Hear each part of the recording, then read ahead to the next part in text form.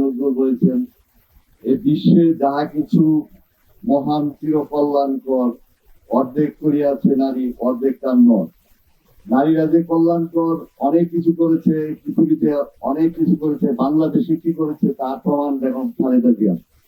আপনারা যদি দেখেন, এই দেশের মহান মুক্তিযুদ্ধের সময় যখন উনি এই মানুষজন দেশ ছেড়ে ভারতে পালিয়ে গেছেন বিভিন্ন ভাবে, তখন অনেক রাজনৈতিক দলের নেতৃবৃন্দ পর্যন্ত বিভিন্ন কলকাতাতে পালিয়ে গেছেন। সেই সময়ে বেগম খালেদা জিয়া তার 2 শিশু সন্তান সহ প্রায় 5.5 মাস উনি বন্দী ছিলেন।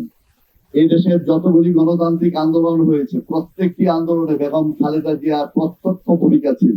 ছাত্র জনতার আন্দোলনে, জুলাই আগস্ট বিপ্লবের ফলে এই দেশের প্রায় 1500 মানুষের আত্মবলিদানের মাধ্যমে দেশ থেকে ফ্যাসিস্ট বিতাড়িত হয়েছে।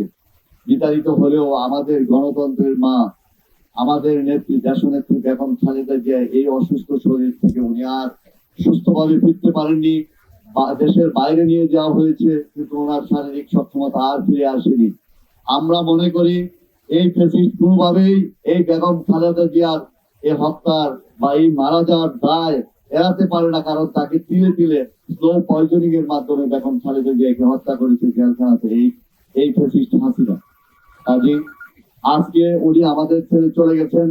আপনারা দেখেছেন ওনার শেষ বিদায় এই দেশের আপামর জনসাধারণ স্বতঃস্ফূর্ত ভাবে কিভাবে ওনাকে রিসিভ করেছে।